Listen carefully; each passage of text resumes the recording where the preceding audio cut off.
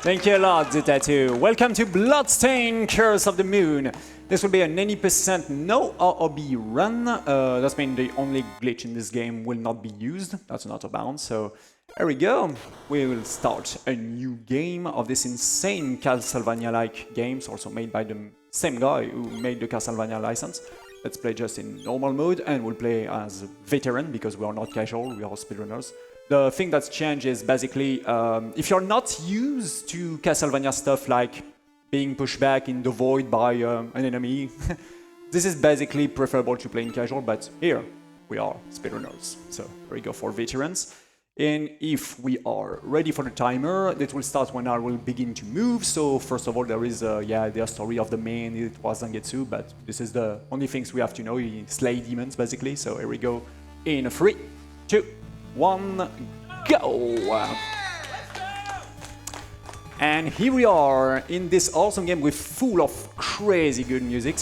This first character is Zangetsu, Demon Slayer. So basically this game is kind of like Castlevania 3. We will have a bunch of a crew of members that we will have to rescue level after level. So first of all, I just have to jump across all of these enemies, and here we go for the very first skip of this run. I'll just carefully wait this kind of guy, and boom! A tiny damage boost to skip an entire part under this level. Also farm some weapon points. This weapon points on the top right is really important to care about. Actually, I'm 10 on 20, so now 15. And I really would like to be at 17 at the end of this room for a specific reason that we'll explain a little bit later. So there was one here. There we go. That's med 16. And choo-choo on a train. Choo-choo! So yeah, basically, like in other Castlevania games, you have weapons. Actually, you can see the ball and chain, but I will not using that for the moment. The lantern you can see are really scripted in terms of their content. Oh, there is also a needle hurt here. Here we go, to full my life bar. They are pretty scripted, and the purple lantern, like this one, here we go, can give you another weapons, and I really will use this one later. Damage boost, another damage boost, and another one. So basically, those enemies has lots of HP, so it's just faster, yeah, to being pushed. So I will use my seal here. It's like the holy water in Castlevania, and it's really useful to deal with this guy. And here we go for the final room on this very first level, refilling my life. And now I'm at 18 weapon points. I will going back with the ball and chain like this. It's really important because for a speed reason, it's important to be at 0 weapons at the end of the level. And there we go for the very first boss of the game, the Phantom Train. So I will have to carefully adjust my DPS here, and here we go for 1, 2, 3, 4, 5, and 1, 2, 3, 4, 5, 6, and 1, 2, 3, 4, 5, 6. There we go. Another one, and normally that should be. Oh, I missed my jump, but that should be fine before this one touch. There we go. But the boss every boss in this game have a death rattle, and the final attack of this one is the Kamehameha, like this. But if you don't get touched by this attack, you get free life like this. That will be totally useless, of course, in a speedrun because I will not die basically. And also, you cannot die from this specific attack. It's just here to, the style, I guess. Basically, there is also a boss rush mode, and in the boss rush, you can die from this attack. And here we go for the very first character of the game, Miriam. And Miriam is kind of useful because instead of Zangetsu, she don't have a big life bar. Zangetsu is basically the warrior of all crew. But Miriam can jump higher, it's basically like Simon Bellman in Castlevania. She have whips that have lots of range, and she also can do a slide. So I will basically using her in the second level, who's designed to, it's like the tutorial of Miriam. As you can see, I can jump, a little bit late. Anyways, that's not a big deal, honestly. I'm just losing a little bit of time by being pushed by this enemy. So those guys have a lot of HP too, so just carefully avoid them. This one is a bad pattern anyway. I will just slide like this. By doing 2 slides very close one to another, I can gain a little bit of distance here. So the Whelps have a very, very powerful hitbox. It stays in the air for a very long time, and there is another thing very important in these games, like in other Castlevania speedruns. Always try to hit to hit enemies or to use your attack when you are in the air.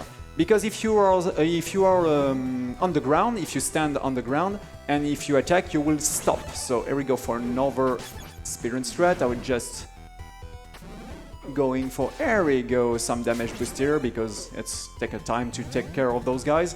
Go for another weapons of Zangetsu. This is the burst. Oh, I missed it. Anyways, thanks to this burst, I will be able to, there we go, to kill those enemy in one hit. This is a tiny boost of damage that's kind of useful. I will go for the Zubats. These bats are like the very first boss of the very first Castlevania. It's kind of interesting. So I just have to be really careful. Here, for example, this is a typical sections when the things can be dangerous, because if you get hit, you will pushing back in the void and yes, you die, basically. Once again, I use the boost of Zangetsu, but I switch to Miriam with the trigger of my controller to instantly kill those guys. And here we go for the weapons that I will mainly use with Miriam, the big axe, like this. The big axe deals five times the damage on a normal hit, so that's crazy powerful. Damage boost here. There we go, perfect. Now because of the iframes, I can go through this enemy. That's kind of useful.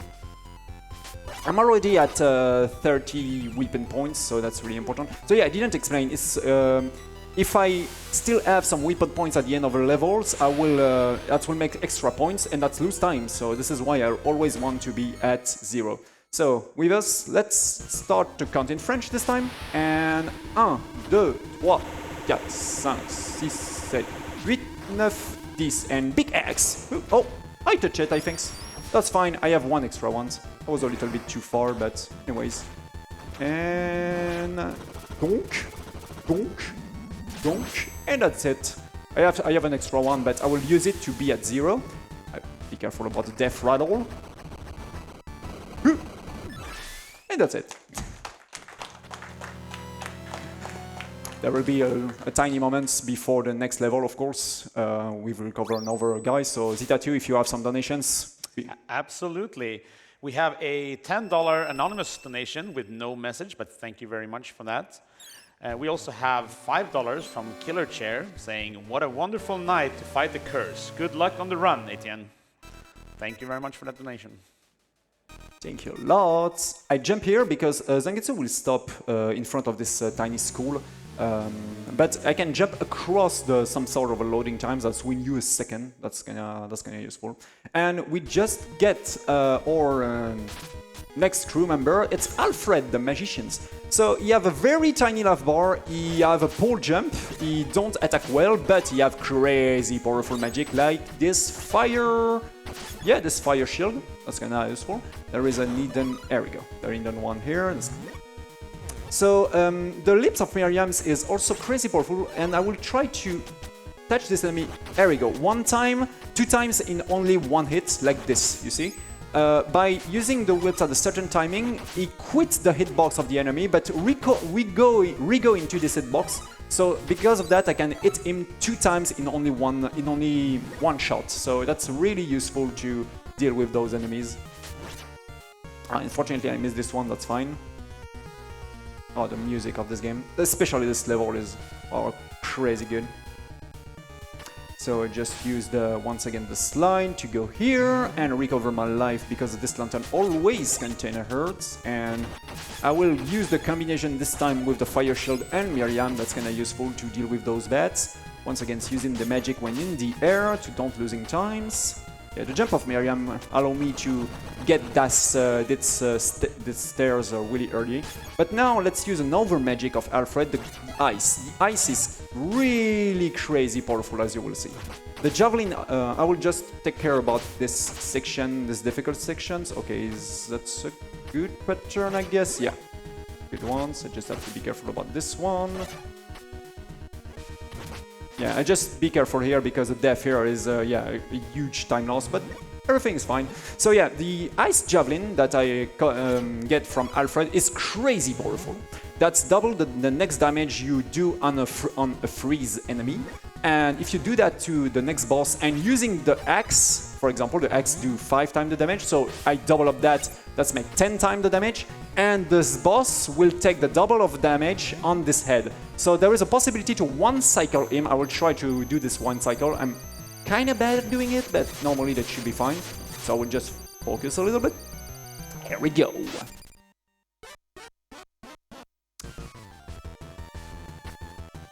Let's use the javelin and hex. Javelin, hex, javelin, and Dolia! And once again, so I did have this death rattle. I just have to carefully avoid all of those coins. And an extra life. Bing! I'm pretty happy to get this very first one cycle. So that saved a crazy amount of time because he was also pretty hard to hit when you don't use those mountain of coins. So we get our final crew member, our friend Gebel. Yeah, it's kind of like Alucard, honestly, because he's a vampire. So I will use the next level to speak about Gebel, but if you have any more donation or any more messages, that too, it's the good moments because there was a transition for the next level. Certainly. We have a donation here from Svar, donating $22.45 with a message. Can we please get the Sonic Triple Trouble 2 players 1 controller incentive met, chat? Yeah, I agree. Can we do it? I believe in you, chat. Let's get that incentive met. I think it's currently at $1,175 out of the $2,500 required. So let's get those donations in and meet that incentive. Thank you a lot for all of your donations. That's very helpful for the research. So we got Gebel. I will just skip here. There we go with the transformation of Gebel because, as I said, he's a vampire. The problem is you cannot have any other weapons, but that's not even a problem because of that. Gebel will transform every single purple lantern into weapon point. Oh, damn it, that was bad. Into weapon points. So that's kind of useful to farm some points.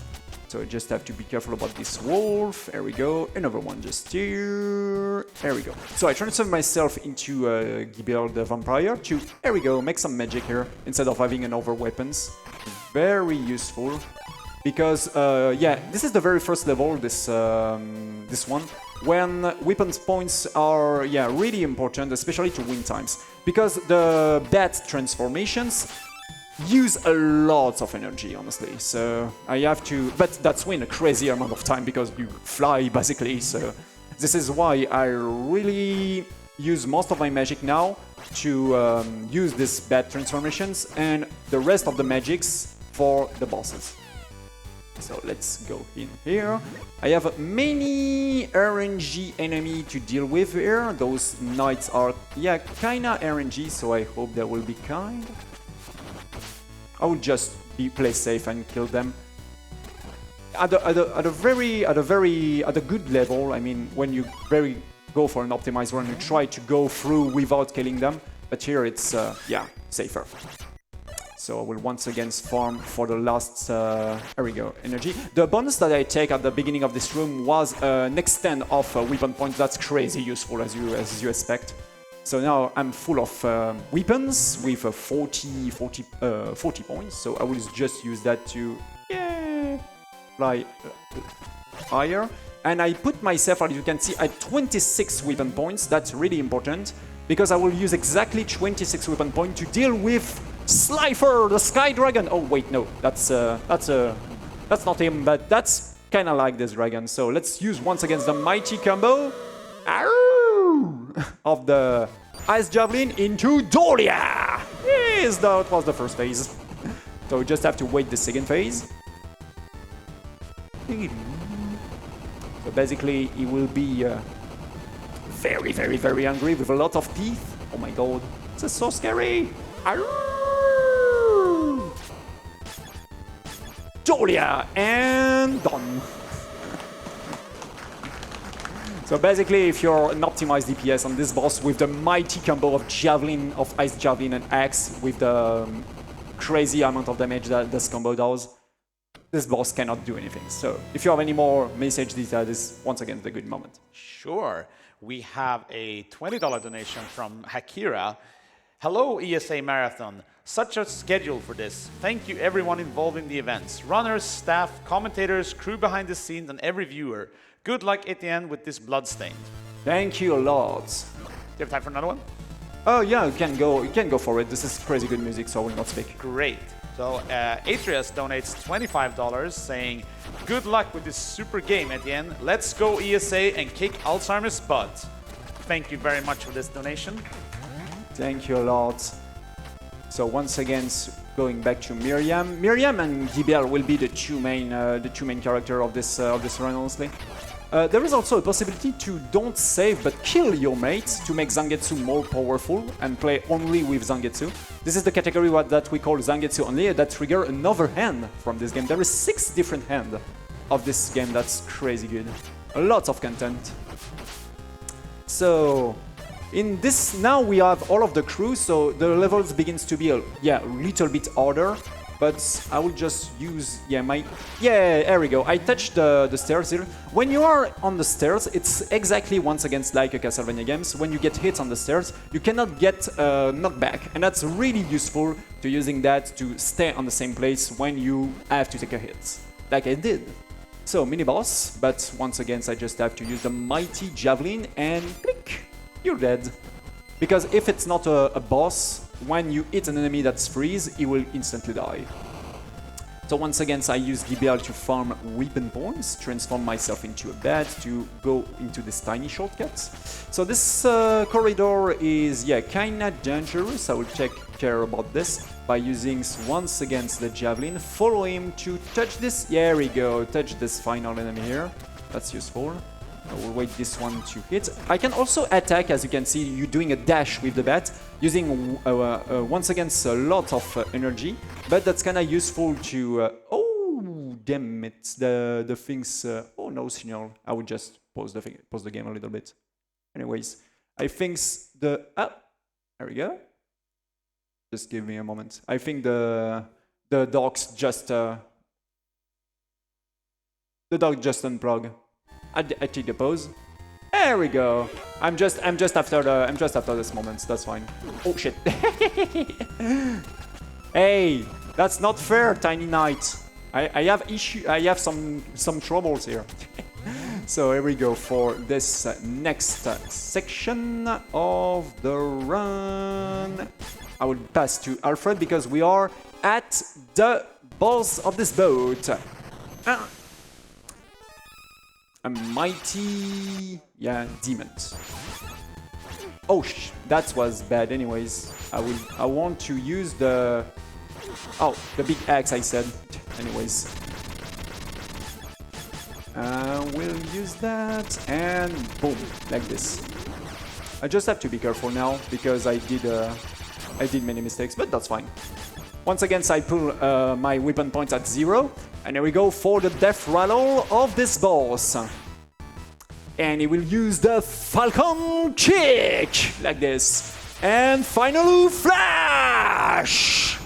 And he's dead. Unfortunately, I get hit by the Falcon Kick, but that's fine. I will not need this extra life. That's okay. And there we go for the next level. Now we go into the castle. So in this level, I will take another upgrade that can be useful. This upgrade will boost my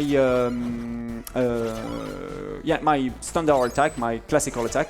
So that will be really useful because now enemy begins to have way more HP. I mean, and we also have this Green Lantern. And only Alfred can use the magic of the Green Lantern. This is the lightning magic. That will be useful for the very final very final boss and also the boss of the stage specifically. Once again, using the stairs, being it in the stairs. Oh, good RNG here. I will just check the I saw that. I saw that happen. There we go. I prefer to deal with this one instead of getting hit and falling down through the entire level. I would just once again using the slide and going with the bill. I have to be careful about this cat here. This cat is kinda, there we go, kinda trolly sometimes. This is why I'm waiting him. So how many weapons? I don't have a lot of weapons, honestly. That's kinda bad. I have to farm a little bit. So I will go for Miriam because I have to jump across this guy. Oh shit, I forgot to slide. There we go. I don't have to touch the lava. If I touch the lava, I'm basically instantly dead. So be careful about that. Perfect. Definitely great RNG here. I'm also a Pokemon speedrunner. This is why I always have a great RNG. So be careful in this section specifically, because once again, I really would like to don't spend too many weapon points. Give me that, please. Thank you. So some bunny enemies. There is so many different enemies in this game. This is crazy good. So once again, I will use the bat to go across this entire section here, and there we go. Farming the purple lantern, always with Gebel, always with the mighty vampire. That should be enough, even if I spend a lot of weapon points to playing safe. That should be enough here. Let's go for Miriam, because once again I know those guys will try to cut me in two. And there we go. Oop, don't touch me, please. Thank you. And there is the final death corridor. But using the bat, everything is easier. And there we go for Bloodless. So Bloodless is normally a pretty difficult boss if you use the War Recall strat. The War Recall is actually held by a German speedrunner named Nexus, if I'm right. But by using the lightning thingies that I speak about earlier, that's kinda way easier. Oh shit, that's not as easier as I expected. Anyways, I just have to deal with those one. And can you die, please? There we go. Sometimes I miss a little bit of the energy needed to deal with this boss. And there we go. Thank you. The War Record strat in this boss is really random because all of the umbrella spawn on a random place. And he used the combination once again of the Ice Javelin and the Axe. And honestly, I'm not consistent at doing it. This is why I'm using the lightning here. But anyway, everything is fine. So incoming, probably the hardest level of Bloodstained Curse of the Moon, level 7. This is basically the clock tower. And it's definitely hard, especially this room. This room is crazy dangerous because there is a lot of random knights throwing random axes. So be kind with me, guys. Oh, anyway, I want my ice. I want my ice javelin. That's perfect. You have to be carefully avoiding all of those things. I will take the armor to taking a little bit less damage, especially to the last boss. That's gonna be useful. I will just hit intentionally this rat to go under the purple lantern, because I really would like to keep my axe. Keeping the axe is really important. Deal with this guy with the bats, jumping into this stairs. Once again here. I will farm a little bit of extra, weapon points, always useful. So this one is kinda scary too. I will be careful to dash, using the ice to deal with this guy, getting pushed by... getting pushed by the axe, but that's fine. So this room is kinda tricky, and I will also doing it with Alfred for being setting up for the next mini-boss, and... there we go, that's perfect. So yeah, it's kinda scary because, of course, getting pushed into the void, making an instant death, and that's, losing you a lot of time. And once again, you're freeze, and once again, you're dead. So this is the last time we saw this mini-boss. Once again, I will use the combination of the transformation and the big jump of Miriam like this to go into this ladder. Perfect. Form a little bit of magic. I can also dash through the air like this with my bat. It's kind of useful to win times here. There is a shortcut in this room. I just have to freeze this enemy, going with the axe and destroy this door. This door can only be destroyed with the axe. This is why I need to freeze this enemy specifically.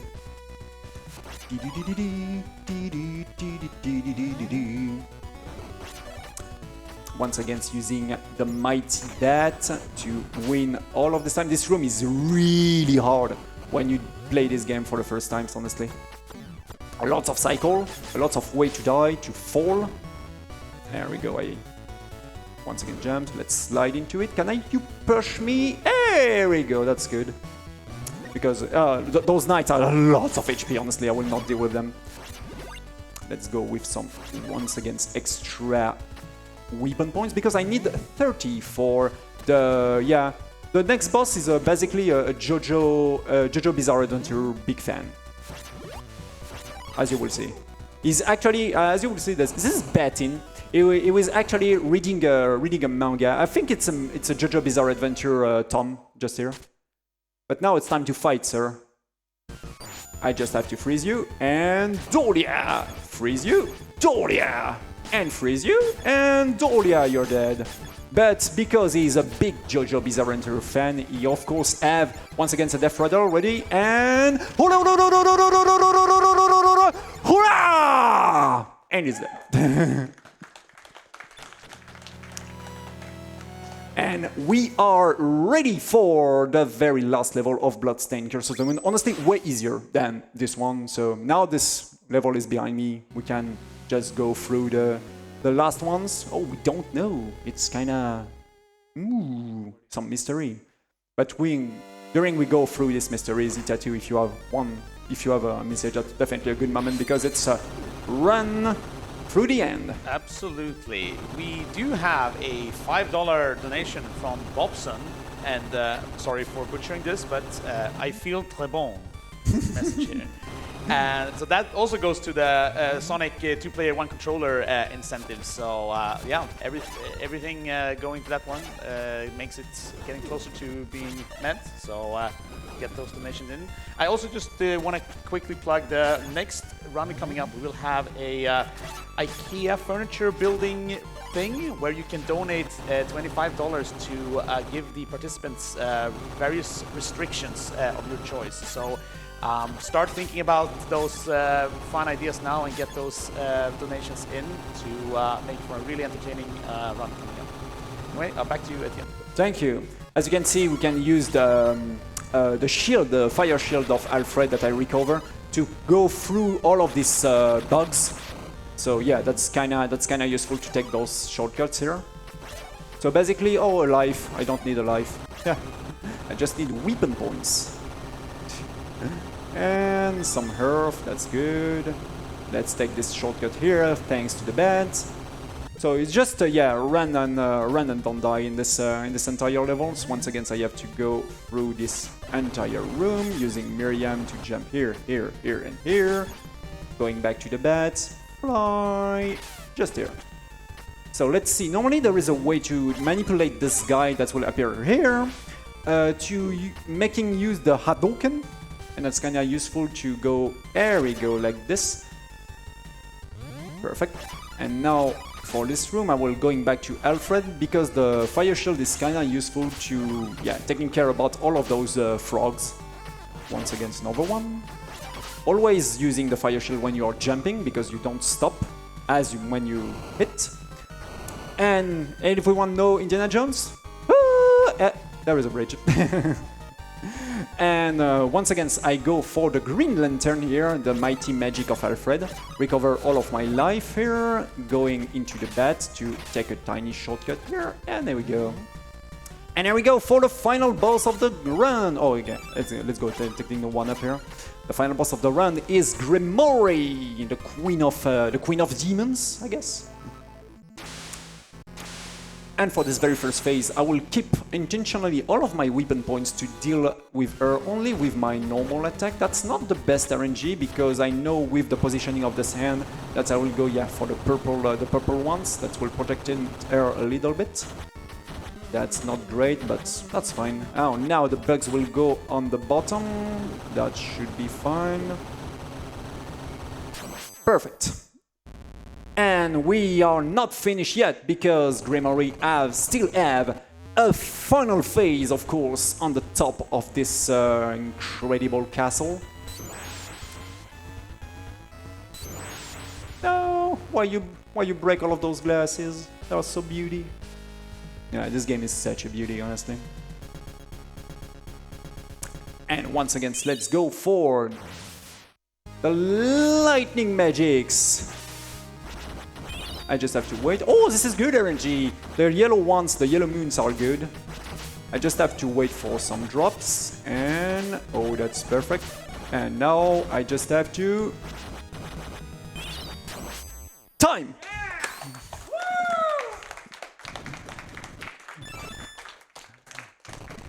That was really close from a sub 30. Oh, if somehow this dog didn't disconnect, I should have gone for the sub 30. But anyway, that was a really cool one.